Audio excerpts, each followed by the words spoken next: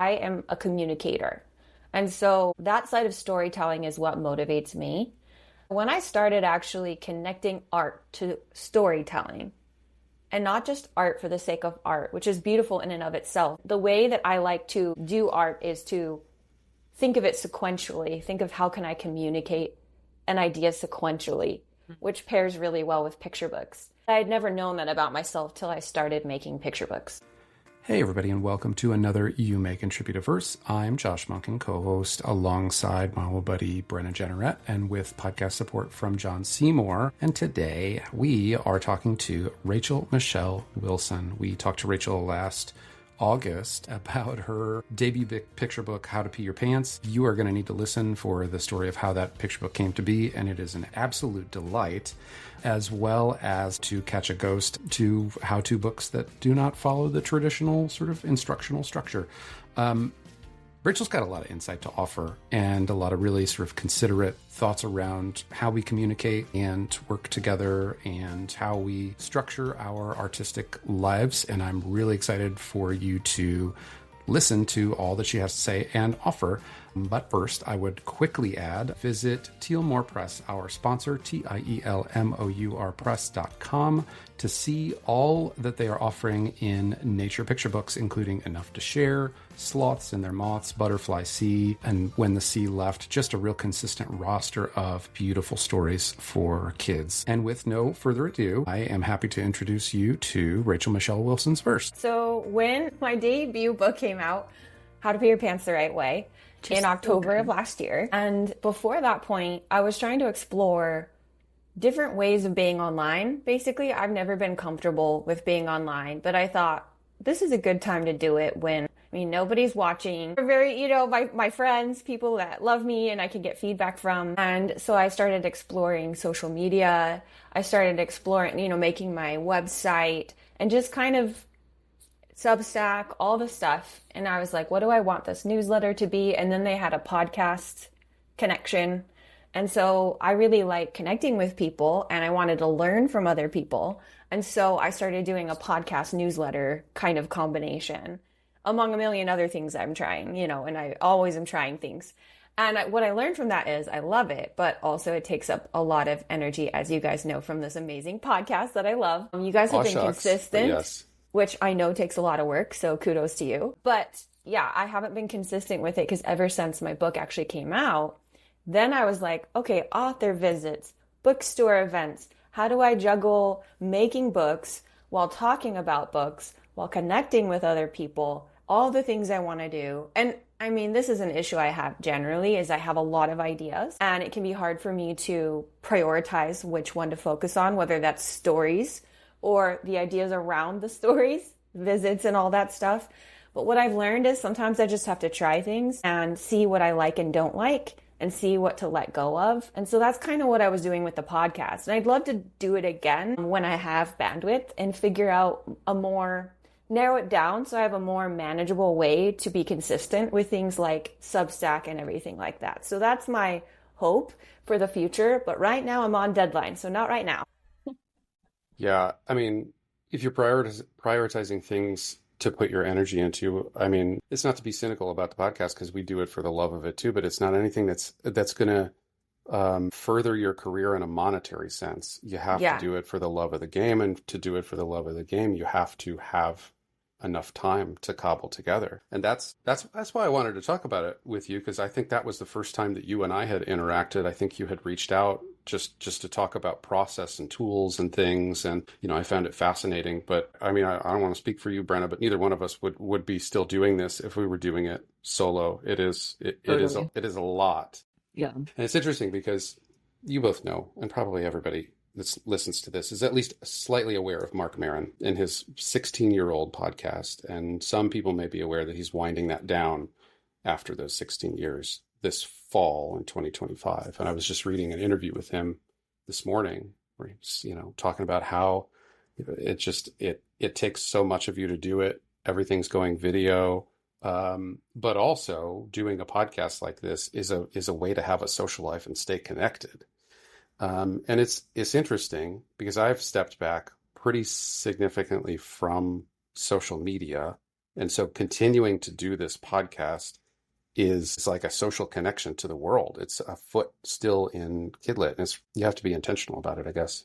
Yeah. And I will say, just to agree with Josh, yeah, like I get what you're saying, Rachel. Like if I were still doing this by myself, yeah, there's just no way. Like there's too many things on your plate. If if you're trying to write, and then if you're on the other side and you get a book published, then you all of a sudden have to be a marketing expert, and then you have to craft school visits, and then you have to do the school visits, and then you're working on other things. It just is like, it's so much. And actually, interestingly enough, which again, people who listen might know this, but Josh and I each did have our own podcasts before we met each other. And we're like, oh, hey, maybe if we got together to do this, it would work. And it has. Like, we figured out a schedule and like a sort of really consistent, like sustainable model where it works really well with both of us and we can sort of keep it going. But yeah, I love that you're like trying all of the things. And okay, let's back up just a little, because first of all, How to Pee Your Pants the Right Way is just, I mean, the book is perfect. It's so good. Like the title, starting with the title alone. So your publisher was gracious enough to send us copies, which is so good. I'm holding up for everybody the new book by Rachel, Catch a Ghost, which is so good. It's so funny. It's so on point. But I gave it to some friends of ours because I got two. And I was like, hey, I'm like, you guys should check out this book. I'm like, she also wrote How to Pee Your Pants the Right Way, which they had never heard of. And the title alone, their 5-year-old was like, what? What is this book? Like, where is it? Like, we have to get it. And I was like, yeah, you do. Like, you really do. So please tell me everything about how that book came to be and like the journey of it. Well, first of all, thank you so much. That means a lot. Yeah, the title's funny because you either get people who are like, why are you teaching kids how to pee their pants? Or you get people who are like, I love that. I can't wait to read it. Like, what is the right way, Yes. And so it's funny. It's very polarizing that way. How funny. That's such an interesting reaction. I would not have guessed it was polarizing in any way, but okay, yes. Yeah, no, Right. Polarizing is probably too extreme, but you get like the first reaction. Some people take it very literally, it's funny. It's like you see the different ways that people's brains work or the different type of stories that people are drawn to right off the bat. So it's fun that way. But anyway, so how it came to be was it's inspired by my own pee pants story, actually. Amazing. So when I was in first grade, I peed my pants at recess. Everyone saw. I snuck off to the office, called my mom, and was like, Mom, I need an extra pair of pants. And she said, okay, I'll come bring you some. I'm at work, so it might be a bit while you wait there. So I go take a seat in the office, almost, and I hear, stop. And I froze, and the office lady went to the back room and pulled out a giant roll of bubble wrap, wrapped my chair while I was standing there in shame, and then said, now you can sit. Like, so traumatizing, right? To injury. It's like, really? Of all things, like you couldn't pull something out of Lost and Found. It had to be bubble wrap. That's wild. I know. And the fact that she had this bubble wrap, it's a system. Like you could tell she did it with confidence. She had done this before. So I was so embarrassed that I didn't tell anyone else except for my mom for years. Yeah. Until I was at a middle school sleepover party when my friend laughed so hard that she peed her pants. And we all froze because it's like, it's funny when someone pees their pants, but also extremely embarrassing. And you don't want to laugh at someone. So it's like this interesting combination of funny and awful. And so she started laughing though. And then we started laughing. And then we all started sharing our most embarrassing pee pants stories that we had never shared with anyone. And suddenly all of that shame melted away. And so fast forward to me making books, and I was like, there's got to be a book in that. I wonder if I could capture that same laugh with ourselves energy of that middle school sleepover. And so that's how to Pee Your Pants the Right Way was born. And it was also kind of I don't know, when we go through embarrassing moments, sometimes we have the tendency to say there's a right way to handle it, but it's hard to say there's a right way to handle peeing your pants. It's just embarrassing and you just like flounder. And so I wanted to explore that because that feeling of both the embarrassment, the humor, it just felt ripe for storytelling. So that's where the story came from. Did you Did you know you had something? Was there, do you think that there was like a moment where you were like, oh my God, this title, this concept, How to Pee Your Pants the Right Way, it shouts like picture book transgression and naughty stuff and intriguing. I mean, was there a moment for you where you felt a sense of confidence about where this would go and where it would end up? I felt like all I knew was that it made me laugh. That's the first thing I knew when I was alone in my office working on it. And then when sharing it with others, at the time, I didn't have an agent. It was me preparing stories to query and all of that stuff. And everyone said it was such a risk and people don't take potty humor books and all of these things. And I was like, it sort of is a potty humor book, but I tried really hard to not lean into the potty humor too much. I basically tried to write a potty humor book for someone who doesn't like potty humor, and say that. Thanks. And so I was like, okay. And so no, to answer your question, I didn't have confidence. I was so nervous about it. Yeah. But it ended up, and even when I got my wonderful agent, Lindsay, we were debating, because I had multiple stories prepared, multiple dummies by the time I was querying and connected with her. And she's amazing. So we were talking about strategies of, okay, which books to send out. And I had To Catch a Ghost and I had How to Pee Your Pants the Right Way. And again, we talked about how to pee your pants the right way was a risk. And we actually submitted To Catch a Ghost first. And in a series of incredible circumstances, How to Pee Your Pants got thrown into the mix with editors who were wanting the stories. And one editor wanted How to Pee Your Pants the Right Way, and another editor wanted To Catch a Ghost. And so it ended up weirdly being my debut when none of us thought it would be. So it was this crazy thing where I had zero confidence. I loved the book. I knew it made me laugh. And when I shared it with friends, they also laughed. So I was like, here's something I hope, but I didn't know if anyone would take a risk on it. But just to pull that, not one moment, but the situation apart, it was, you never led with it in a query. It was more like I like this, but what else do you have kind of a situation? So with querying agents, I did submit How to Pee Your Pants the Right Way and got a ton of rejections for agents. And I actually didn't send that one to Lindsay because I had sent a different one to Lindsay years ago before I queried her again, because she was one of my top. She was like my tippy top, basically. I actually queried Steve Malk with How to Pee Your Pants the Right Way. What did he say about it? Well, so I didn't hear anything. So you know that's a pass. But it was kind of one of those things where I always try to live my life with no regrets. So I was like, might as well submit to Steve Malk and see what happens. Totally, and that way why not? I could just let it go, Right. And so I queried him, and then also with To Catch a Ghost later on. And he actually, the next person I was going to query after him was Lindsay. He didn't know this. He sent me a response and said, I'm currently closed to new clients, but I have a colleague, Lindsay Ald, who would love To Catch a Ghost. And he told me he loved How to Pee Your Pants the Right Way that I had submitted to him before, and that he was hoping I would query again. Which, this is what's crazy, is he didn't respond, so I didn't even know that he liked it. Right. And so he connected me with Lindsay, who I was going to query next, which was insane. Wait, can we just take a second to appreciate the retroactive champagne pass that you might never have known about had you not re-queried? So I guess everybody listening, keep going, re-query, throw them out there. You never know. That's crazy. And also, wow. I mean, that's high praise from Steve Malk. Wow. Did you get a sense for why it was a no from Steve? Not really. And I imagine it's for all the reasons that I talked about with everyone along the way. You're trying to guess what editors might be willing to take a risk on. And as a debut, you're already risky. They don't know how you're going to go as a debut. They don't know how people are going to respond. So there's they're always evaluating risk. And I just feel like, in my mind, I also feel like it was a smart move to go with To Catch a Ghost. And it worked out really well. And somehow How to Pee Your Pants the Right Way got thrown into the mix. And so that's the only reason why it became the debut, because we found an editor, Anna Roberto, who's amazing at Macmillan, who loved it and who was willing to take a chance on it. And so, like you said, to everyone listening, don't give up. You never know what stories will connect. And if someone passes, it doesn't mean they didn't like your story.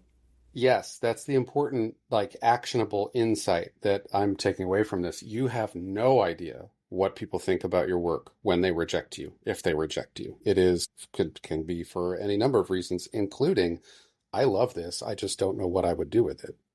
That's why the silence is so maddening, because you just don't know. Like, you can assume or, like, put into that silence whatever you want. Like, they probably loved it, but they didn't have space or whatever, but more than likely you're thinking like, oh, okay, they didn't even, it didn't even register enough for them to like respond, which is so hard. Like, that silence piece is just um but so can we talk about, though, like, before you got agented, before this book got picked up, like, is this the one that sort of like did this just fall out of your head and you were like, oh, okay, I'm gonna go with this one? Or was it, is there like a long backstory there? Like, did you have to like revise, like it took forever to get to this thing? Or what was that like? Like, where did you start with all of this?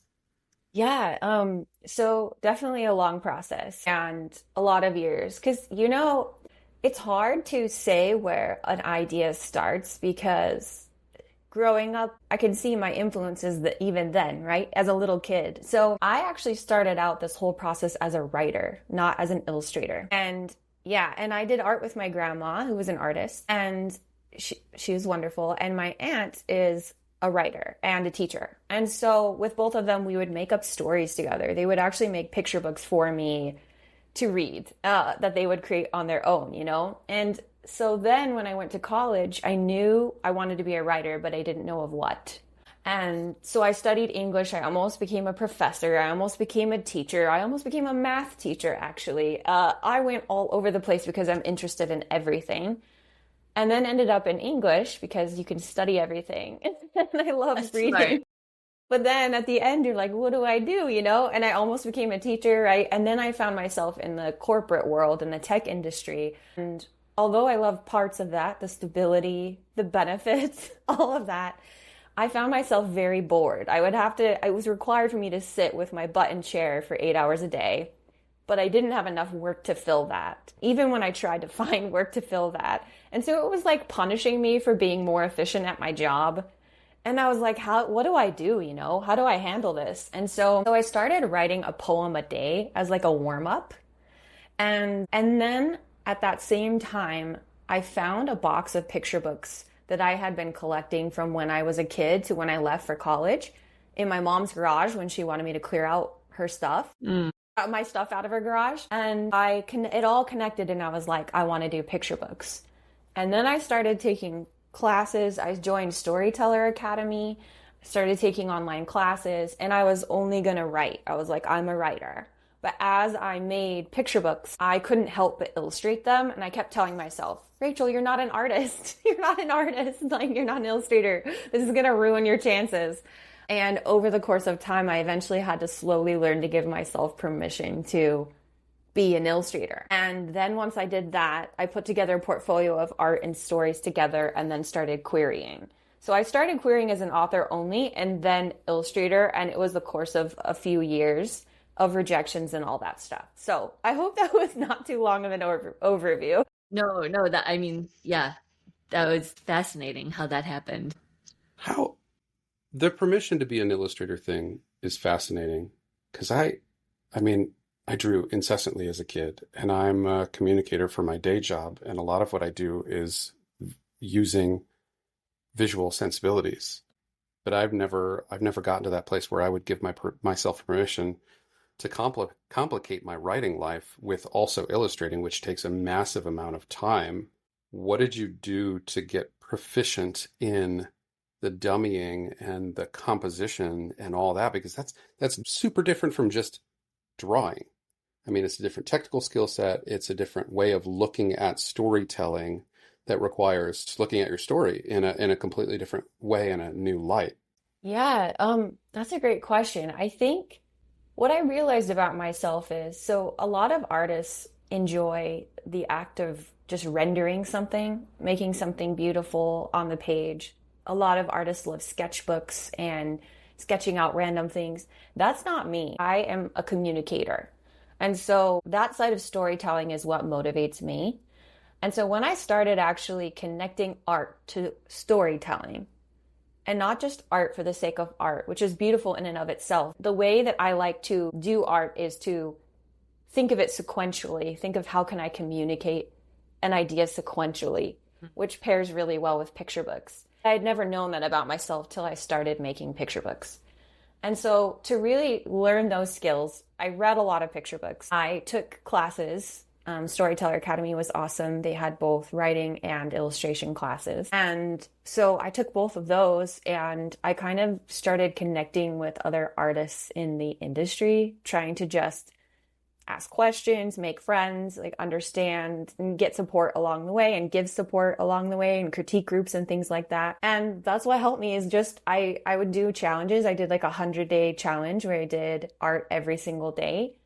And that was just to pick a character, an animal, figure out how to draw it. I used a limited color palette, so I had fewer choices. And I did that every day for 100 days. Just like a lot of stuff like that to get myself making it. See, that's not the answer that I wanted. It was a result of your hard work? I don't want to do all the work. I want an answer that's going to make it easy for me. No, I'm kidding. I love hearing writers talk about how, when I share that I was a writer first, a lot of people will say, I used to do art and I haven't done it in a long time and I've been kind of thinking about it. And I'm always like, do it.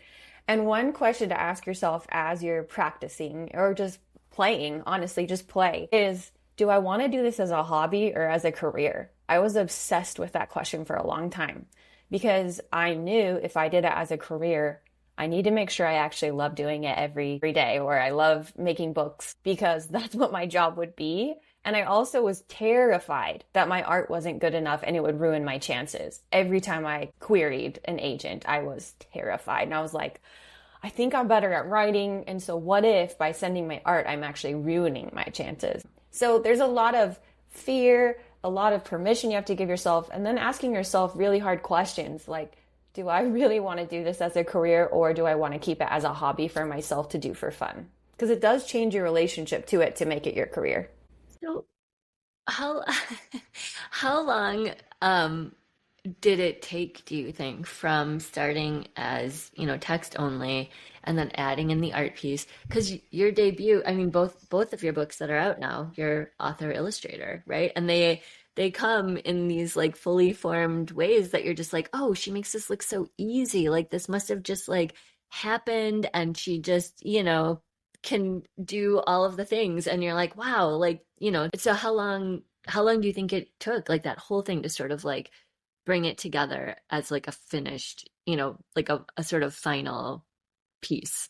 Do you mean the story, the actual story of How to Pee Your Pants the Right Way, of all the drafts and things like that? Yeah, and just like your sort of own mental like perspective of being an author illustrator and like fusing those two parts of yourself, because I feel like since you did come out as an author illustrator, I mean, you are very strong in both of those, obviously. Like your books are great. So, getting to that place though, you don't always see like the struggle or like how long that took or what it took to fuse that together to make this sort of like final version, or not final, but like completed version of yourself and of the book. So I'm just curious. Well, thank you so much for saying that about my art and my journey. But I will say it is still in progress. It is still always in progress. Like right now I'm working on art for the second book of How to Pee Your Pants the Right Way, which hasn't been announced yet, but that's exciting. Yeah. But tell me it's not going from number 1 to number 2. It is not. Okay. Despite some requests from kids, it does not have to do with any bodily functions or anything like that. But like a sequel or yes. Oh, very cool. Okay. Yes. So as I'm making this art, you would think, okay, you've done a book, you've finished How to Pee Your Pants the Right Way. You'd think you would have confidence in the second book. It's going to be the same main character and everything. But no, it's like, okay, I'm always challenging myself. How can I put who I am today in my book right now? Yeah. How can I express some of the things that I feel in this book? Because I feel like, I feel like if I'm not challenging myself that way, the book will fall flat and the art will fall flat if I'm not expressing something new in it And I'm just relying on old me from years ago when I made that book originally. And so to answer your question, it's definitely ongoing. And every book I face, I have a moment where I think I'm not I don't know how to draw. I don't know how to do this. I'm really scared. Or with To Catch a Ghost that just came out. That book, it has a chalkboard as kind of a motif throughout. And when I discovered the chalkboard pattern, I was like, now I need to put chalk in this book. And I've never used chalk pastel in my life. And so learning a new medium, and it just felt right. And I just knew it. And I was like, darn it, I have to do some work and learn this. Oh, man, Yeah. And so that was a challenge, but it felt right for the book. So anyway, it's an ongoing process. But as far as a number of years, I started out this journey, I don't know, I would say like when I gave myself the permission to go for children's books, it was around 2018, the end of 2018. And so that's when I probably started my children's book journey officially. Okay. When did you leave your tech job? I left my tech job about 2 years ago, and I was going to stay in it as long as I could. But the particular job that I was in was kind of getting super toxic. And I always had a rule, like, if I could, I'm going to stay. And if it didn't impact my creativity, I'm going to stay as long as I possibly can, because I'm one of those people, I really like having a day job because it doesn't put as much pressure on your art. And I highly recommend to everyone to have a day job if you can. Insurance. Also insurance, yes. And because the insurance comes from my husband, I have, the privilege of being able to quit my job right now, But it got really toxic and it started impacting my creativity.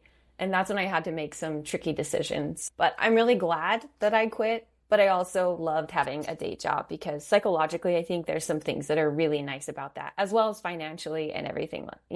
There's some really great benefits to that. Yeah. Just real quick, I just was at a workshop with Rajni LaRocca, and she said the same thing. I mean, and as everybody knows, she's super prolific. She is just like exploding with ideas and creativity, but she is also a doctor and said the same thing about being a doctor. She was like, I find it really sort of like grounding, I guess, but also, it sort of gives you these like, really specific like chunks of time, like small deadlines, I guess, for lack of a better term. Cause like, a lot of us work really well with a deadline. So it's like, oh, I only have this hour today. Like I really need to make the most of it. So it helps in that way to sort of concentrate your creativity and also to generate new ideas. So yes. I love everything you just said, because basically when I had a day job, a corporate job, it created structure for me. And now the past few years, I've been needing to learn how to create a structure for myself. And there are aspects to that I'm really good at and things that I'm not good at. And one of those things is what we talked about earlier, which is I have so many ideas of things that I want to do, and it can be really hard for me to prioritize. And sometimes I will burn myself out because I tend towards workaholism. I'm trying to work on that, of making sure part of creativity is rest. And I want to make sure I'm satisfying that side of creativity, because otherwise I'll burn myself out. And so I've been trying to learn how to do that. There's a really good newsletter by Bob Shea called I'll Do It Later that I've been finding really helpful, because he has years of experience making, in the freelance world and making his own structure. And that's what he talks about in that newsletter. I've been loving that because he'll talk about time, this concept of time blobbing, of how to think of time, how to structure your day when your day is so unstructured. Time blobbing is the most Bob Shea term, too. I know, right? It's perfect. It's really helped me so far. So I'm trying to learn how to implement things like that and learn from other people who have done it. It's a whole new learning curve for me. A brief interruption, if you would, for a quick book break. John's review this week is for, and as an aside, I appreciate when you can brand, just do such strong branding. Mike Mongo's Kid Astronaut Training Manual by Mike Mongo. John says, while not a picture book, it's still an incredible and digestible source of information for any young reader aspiring to take to the skies and beyond. It's an optimistic take on the possibilities for the future of young explorers, and it gives really helpful development advice, direction, and support. John gives this book 5 gravitational sweet spots out of 5. Brenda's review for the week is for GROUCHO the Grouchy Groundhog Volume 2, The Terrifying Turnip Takeover. How is that for some alliteration? This is by Lydia Lukidis and Tara Hannon. The world building and creativity alone will draw in young readers, but they'll certainly stay for the lovable yet super grouchy main character and the bold, colorful illustrations. Brenda puts 2 exclamation points behind bold, colorful illustrations. I feel like I didn't inflect that with the right emphasis. If you're looking for a fun read with tons of laughs, don't miss the whole GROUCHO series. And my review is for the book we've been talking about off and on for the past 30 minutes or so, in an example of blatant corruption. How to Pee Your Pants the Right Way is obviously by Rachel Michelle Wilson. I think the book does a lot of things right that we don't see as much as we should, and that Rachel does really well. It's a second person while telling a third person story. It has a seriously limited color palette that works in its favor and that doesn't really actually include any pea colors, also I think in its favor. And it roots an experience that's deeply traumatic for kids in this universal thing that we all have to go through, and for which we should all show a great degree of compassion. Not only that, but it has one of the most compelling titles a picture book could possibly have. So good. Well done, Rachel. If you would like to check out more things about the podcast, please visit us at our Linktree, linktree.com/verseshow or verse.show. And now back to Rachel. There's a question I was going to ask you related to book 2, how to not pee your pants, or whatever the title becomes. Now that we're talking about day jobs and accountability and organization and all of that, the question is something different, which was, how do you find putting constraints on your creative work? Which we've talked about a couple of times in other episodes, where people have, talked about 2-book deals can come with strings, and it's a lot of responsibility. And sometimes when it doesn't come from the heart, it can be harder to pull it out of the heart. But is it the case for you that because of the comfort that you have with structure and accountability that a corporate job provides, does that make it easier then to work with, to use a corporate term, stakeholders, and meet sort of like demands and lift up a book from a team sense rather than an individual sense? If that makes sense? No, that makes total sense. Yes. I say this a lot, that I'm really grateful for all the jobs I've had thus far in my life that have prepared me better for the publishing industry. Because one thing that's interesting about the publishing industry, and it happened in corporate jobs as well, because in corporate, I worked as what they call a UX writer. A lot of people don't know what that means, but user experience writer is if you open an app and you see text and it guides you through a process, that's a UX writer would have done that. So that's kind of what I did for tech companies. And so it was kind of a creative job. I worked with designers who were also creative. And so we were the creative side, and then we were also working with business people and the business side. And a lot of times there's conflict between those two perspectives, creative versus business. And I see that same conflict in publishing, where publishing is a business. You've got business-minded people trying to think, how are people going to respond to this title or this cover? And you as the creator are like, but I love this cover because it expresses this the best, and all this stuff. And so you're kind of, that conflict is always there. And so because I've had experience navigating that, it's helped me understand the other side and how to communicate through that gap. But it's still a learning process of how to apply it to a new industry. But I would say that's like the biggest thing that I've learned, is that communication across the gap. It's a really well-considered answer. Just leveraging your experience and bridging the gap, understanding where they're coming from, rather than treating the business side as something that you have to fight against to realize your creative vision, because it takes a village to bring it to life, including the business mindset. Yeah, and I found even though sometimes it is frustrating and it can feel like the business side can stifle your creativity, like what you mentioned before of limitations, sometimes I learned this from Katya Chen. She's really wise in all of the things. She takes a very holistic approach to creativity, and she talks about how when an editor gives you feedback, how sometimes it will help you if you take a step back and you think, what is the problem they're trying to solve? And then you can come up with maybe a new idea to address their concern by really trying to identify what is the problem they're trying to solve.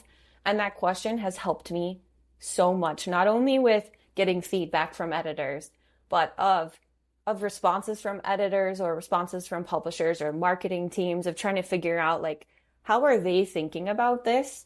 And how can I provide value? How can I offer value without, I don't know, overexerting myself too? You've got to also protect your boundaries as a creator as well, so you're not giving too much, just like we were talking about with having so many ideas and you do have a limited amount of energy. But I do feel like asking yourself the question, what problem are they trying to solve, can really help.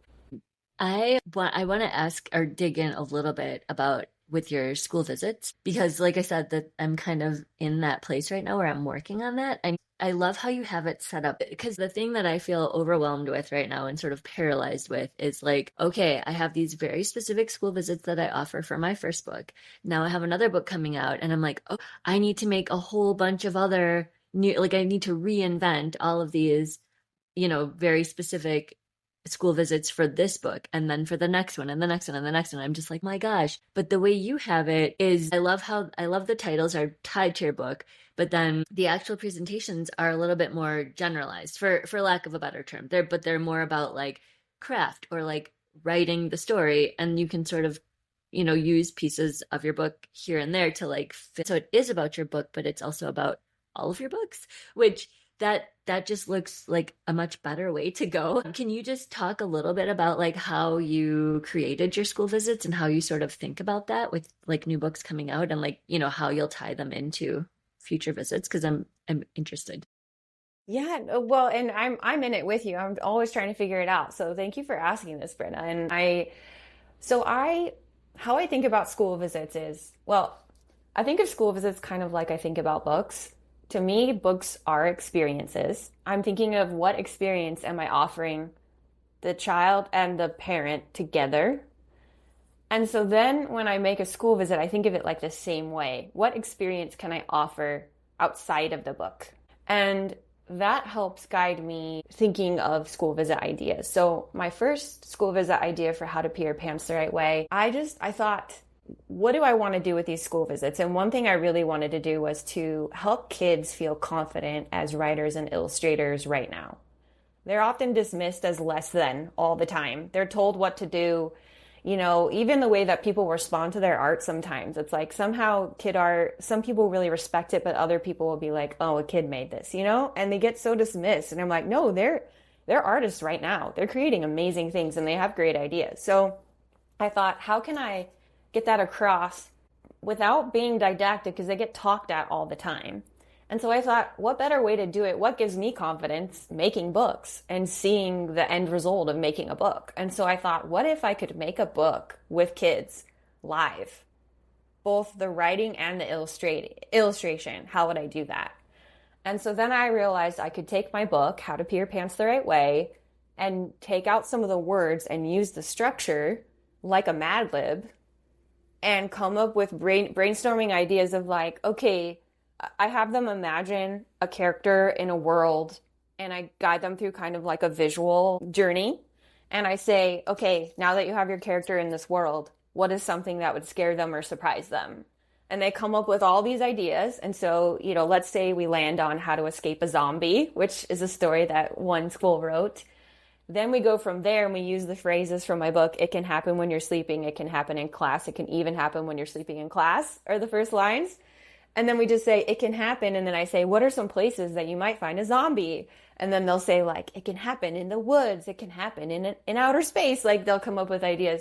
And we go through the whole story. And along the way, I pause with them and have an artist come up and give them a clipboard, and they can draw over in the corner by themselves doing their thing while we continue the story. And so then by the end, we have about 5 illustrations that represent the whole book. And then we read the book together. And then I tell them at the end, I'm like, so the hardest thing for me was to say out loud, I'm a writer and I'm an illustrator. So I have them say it out loud with me. And I'm like, you can't argue because you just made a book.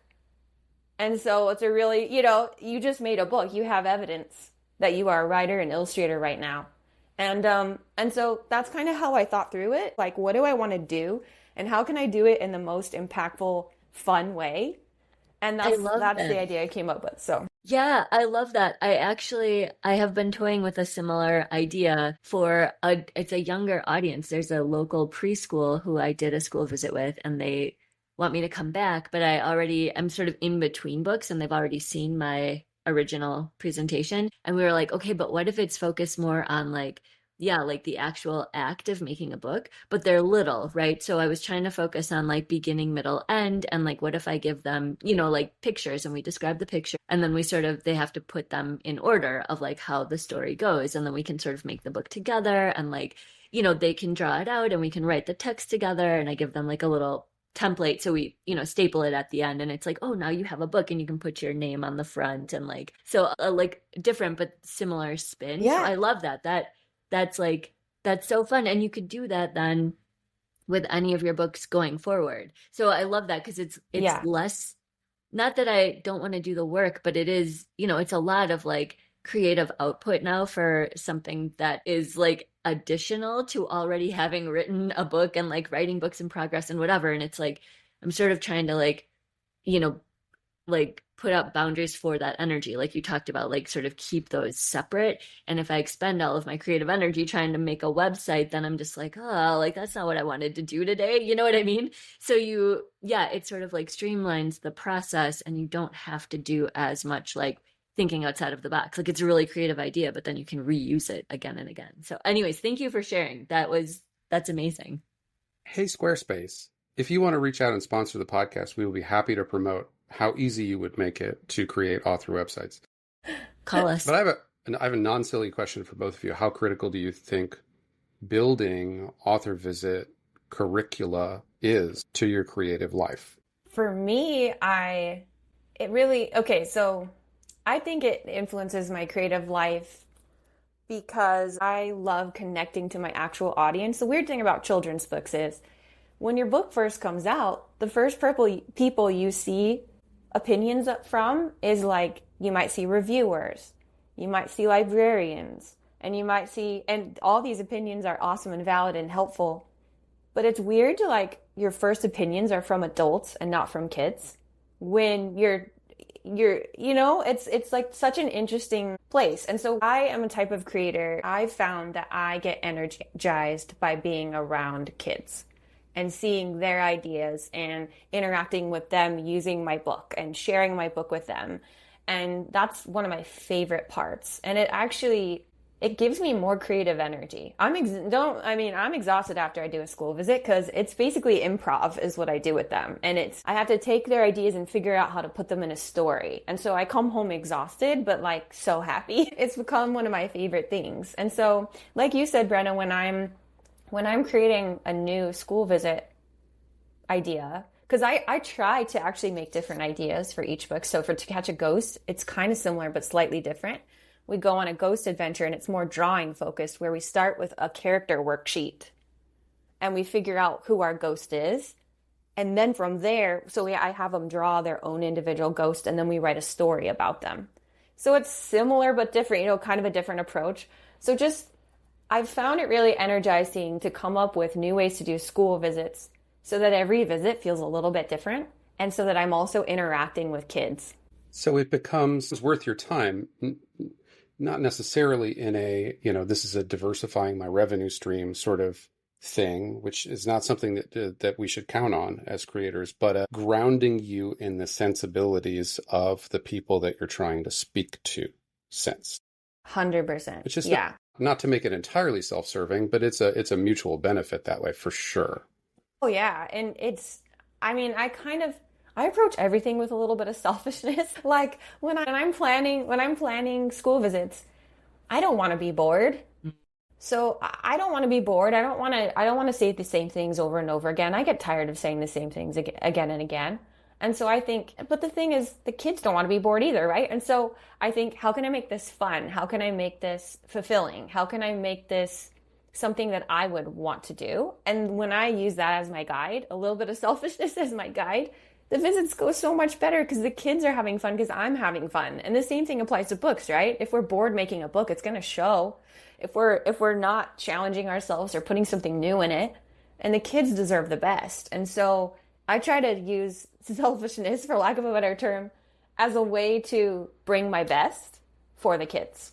I also, just to piggyback your answer, it's sort of like a way to it's like a loophole or like a hack to the system, because you can sort of prolong the life of your book when you do school visits. Like, you bring it back around to like remember, like there's this like cool book, and like you're always finding people who haven't read it or whatever, and they're discovering it for the first time, which is really cool because it's we talk about this sometimes, like there's this build up to the release of the book, and there's like all this anticipation and anxiety, and like you're doing all of the things, and then like the day comes and it's sort of like, well, I'm still, like I still got to wash the dishes, and like my kid is still like being a butt, and like, but I'm like, but I'm an author now, like don't, like, like what, like, well, how is this still my life, but it like doesn't, it doesn't really change anything. And then you sort of, there's this like cliff that you drop off of, and you're just like, now what? Like I did this. Don't you know who I am? Yeah, exactly. Like, hello. Anyways, so yes, it does this really nice thing where it's like, it's sort of a more sustainable, like reasonable, like even keeled thing where you're like, you can keep showing up and keep sharing the book and keep doing the thing. And there, people are on the other side, like excited about it, excited to see you, excited to like interact about those ideas. And that's the reason you wrote the book in the first place. So it's like reaffirming also, like, okay, got it, like now I remember, like this is why I did this, why I wrote this book, so it's like, yeah, it is a little bit like self-serving, but it's also, it brings that energy and that joy to the audience, so they're also psyched, because like you're saying, nobody wants to sit through a boring school visit, like I'm not doing a presentation on math. Like my kid came home the other day, I'm like, how's your new teacher? And he's like, well, she skipped math. And I'm like, oh, so you love her? And he's like, she's pretty cool. I'm like, okay. So anyways. I love that. Yeah. I love that, especially because what I've discovered about myself is connection is one of my biggest driving forces. And so I think the best thing that we can do as authors in school visits is to create a connection with reading, a connection with books that will hopefully go beyond our presentation, a connection with their own voices as storytellers. And so I think that's what I love about school visits too, is it connects a lot of people at the same time. Like one thing that overwhelmed me, and still does sometimes, with children's books is, like I was mentioning with the different audiences, you've got your librarians, parents, teachers, you've got the kids, and there's all these audiences that kind of intersect at children's books, and it's hard to feel like, how do I connect with all of them? I'm overwhelmed. And you've got bookstores. And so what I love about school visits is that's one of the places I found is one of the best intersections of all those things, of supporting all of them at the same time. Because when I do a school visit, I'm supporting teachers and librarians, and then I can also support bookstores if parents buy books for my visit. And then I'm also connecting with kids all at the same time. And for me, that means a lot, of being able to support people, to offer something back to them when they're sharing about my book, when they're like doing all this work on my behalf. It's one way to give back too, and to also feel connected to all those people at the same time. And I really love that connection.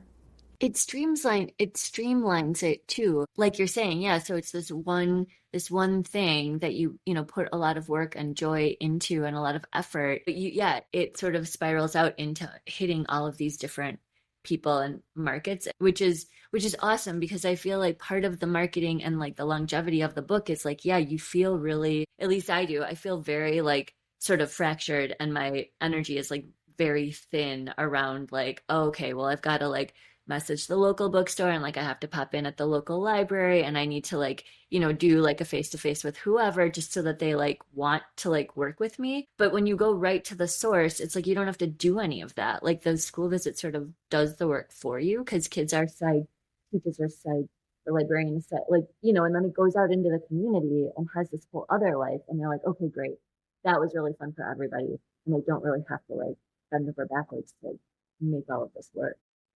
I'm going to tell you, the itemized list of things that you have to do and check off the list to enable a creative pursuit is absolute killer for us ADHD sufferers or enjoyers sometimes, but mostly sufferers. Right. No, it is. It's like the killer of all like joy and creativity, like simultaneously. You're just like, I just want to lay down on the floor and like throw a massive fit. Like, I don't want to do any of this, you know? So yeah, no, I love that because it very much streamlines and speaks to, you know, our creative strengths. Like, this is fun. This is why we got into it. So yeah. But I will say not all creators, just to validate some creators, that doesn't sustain them. That doesn't, like, going to school visits is actually more draining instead of energizing. That's fair. And so I just want to say too, I've met people who are completely the opposite of me, and that journey is valid too. Some people don't do school visits at all, and they prefer the creating books and focusing on that only. And I can see that way too, because sometimes I'll get so excited about school visits and do so many school visits that my week is shot. Like, I don't have the mental capacity to be able to focus on the manuscript I need to be working on. And so it's always this balance. And I think whatever way you decide to go about it, I think just asking yourself, what do I like and what energizes me and what supports the creative journey and connects me with my why the most is valid, whatever that is. And trying different things and being able to say, I don't like school visits is okay. I personally love them, but not everybody does. So I just wanted to say that too. Yeah, no, I mean, 100% agree. I think I got so excited because I was like, oh, thank you. Like, you've like, you know, sort of connected this in a way for me personally that makes this feel like it might be fun. But no, you're totally right. We've talked to a bunch of people who have come on who are just like, you know, over and over again, you hear the same advice, like, for marketing or getting your book out there or connecting, like, do the things that you like to do. Otherwise it's not, you know, it's draining. It doesn't feel good. And for me, you know, all of those other things that I mentioned are really draining, but school visits feel fun. So for me, that really works. But I agree with you. Like you're saying, like, some people are not interested at all and they just write your books. That is also, and it's all completely valid. Yeah. Yes. That's right. And I would never choose to do or seek out school visits. I enjoy interacting with kids. It's just it's not where I would put my energy. I'm trying to be conscious of our waning hour. And I have another semi-related thing, businessy topic that I want to ask about, which is how do you go about decision-making when it comes to ways to reach your audience? What are the discussions like with Lindsay regarding where to place your book? Or what deal do you accept? And we don't have to talk financials by any stretch, but like, what's that negotiation like with you when it comes to who is this particular story going to go to, and how is it going to show up in the world? Because it seems like that is something that you would put a lot of thought into. Yeah. Oh, well, thanks. Yeah. I try to be thoughtful about stuff, but there's so much that I don't know. And one thing I will say is I feel like I'm not the best expert on this question just because I have only gone on sub once so far. But we've been talking about next steps lately of thinking, because you're always, as a creator, thinking kind of 2 years down the road, right? Because it takes 2 years for at least picture books. So you're kind of always having to juggle your current projects with thinking about future ones and having some lined up. And so that's kind of where my brain has been at, is figuring out how to balance that stuff. I love going to conferences, especially ALA. So I've gone the last 2 years. And what's really fun is at the after parties and things like that, you'll just go and talk to people and meet people. And I've met some editors that way, where you get to meet them as a person, you know, not as just a business partner, and you can chat and geek out over books. And I feel like those moments have helped me see editors that I love connecting with. And then when I was initially going on sub and I was able to do phone calls with editors, I knew Anna would be really fun to work with, because we started talking about stand-up comedy and started talking about how much we love funny people and who we like. And she's obsessed with Mike Birbiglia. We were talking about that. And, you know, and so it's like sometimes those initial calls can give you the vibe of when you want to work with someone. And so connection honestly is, like I said, my main driving force. And so when I just focus on connecting with people, and also my other driving force is fun. And so to make decisions, I think how can I follow the fun with my school visits, with my story, and even with connecting with editors and trying to figure out who to send to or who I might want to connect with in the future. It's just like I had a good conversation with them and connected with them, and they seem very professional as well, and like they have a good vision for the story. So those are kind of my two guides that I use. I don't know if they're great guides, but that's what I do. Yeah, but it seems there's so much difficult about this journey, but it seems uniquely possible because so much of Kidlit is focused on fun and enjoyment and growth and all of that. It seems uniquely possible for this inherently difficult process to have an undercurrent of just get to work on cool stuff with cool people who are similarly passionate about something that you're creating. Yes. And I will say I've learned that it takes work to protect the fun. It takes work to protect my space of creative play, because there can be doubt, there can be weird things in the publishing industry that are confusing or that you have to navigate, or communication where you're like, how do I handle this, or whatever it might be. Feedback of trying to figure out how can I apply this feedback in my story. Just moments like that where it takes work to find the fun again, and so I don't ever want to make it seem like I'm just in my office having fun all the time, because then sometimes when you're not having fun, you're like, what am I doing wrong? And I don't think that means you're doing anything wrong. But I think reminding ourselves of what's fun to us and making sure we prioritize that somehow in our lives as we're navigating this, figuring out how, if something's scary to you, like I just barely did a festival for the first time. Well, it was a festival where I'm sitting in a booth on a table where my books are there, and I kind of was like, am I going to feel like a salesperson? And I was nervous.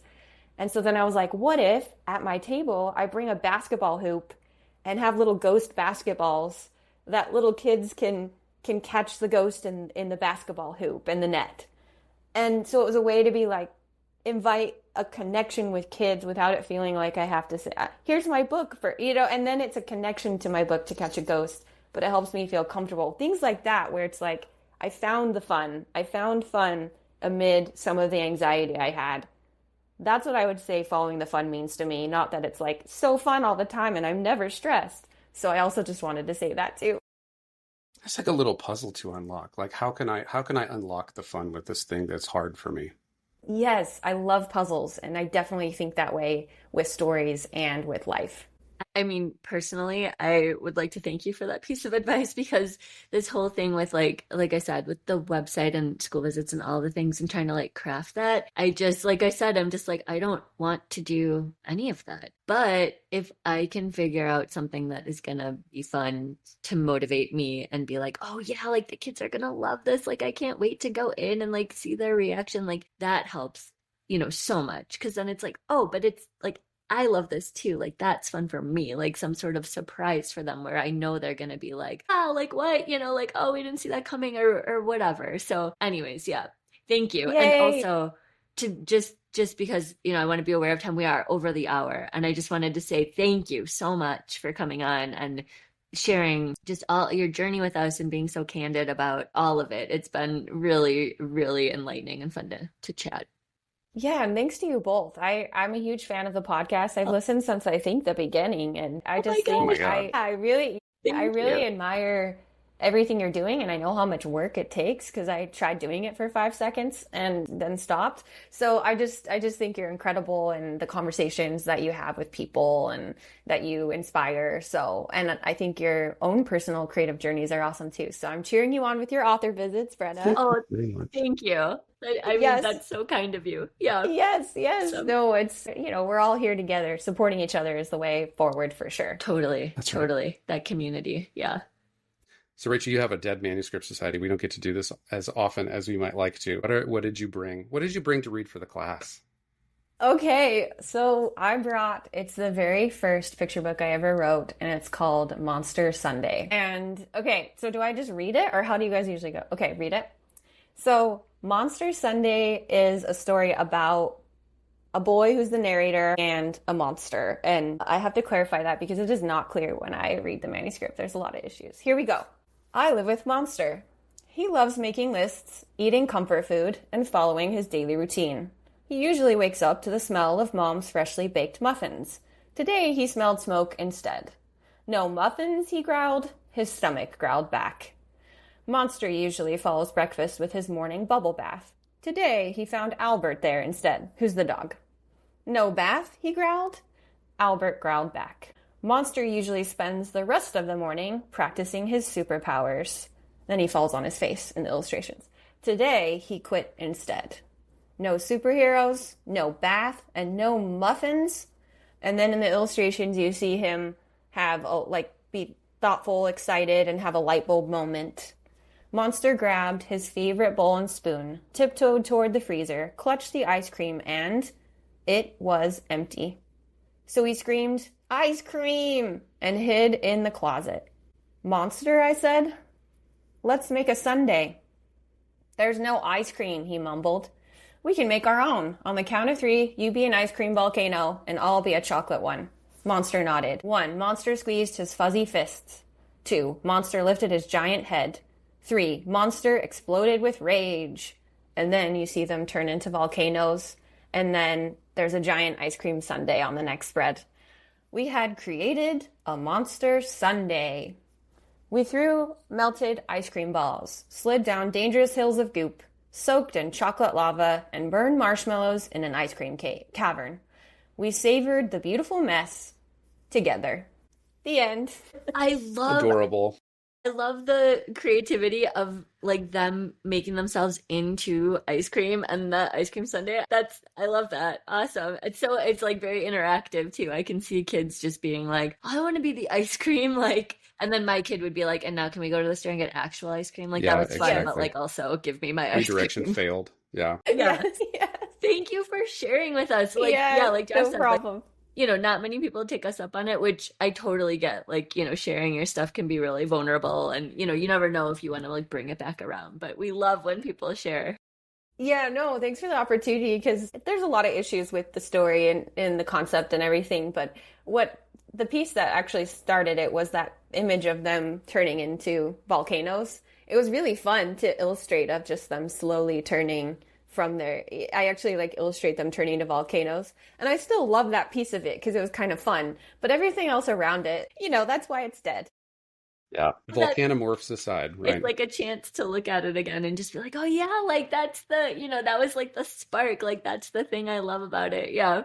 Yeah, the spark. And you can see, I look back and think, oh, I can see some elements of my voice now inside there, but it was definitely early stages, and it's fun to look back and see where you've come. So thanks for the opportunity, because I haven't pulled that out since I made it. So when you guys asked me, I was like, what was the first book I wrote? Yeah. Yeah. Oh, wow. Yeah. Amazing. I would pull out the first book I wrote. So kudos to you. Thanks. We all got to start somewhere. That's right. Totally.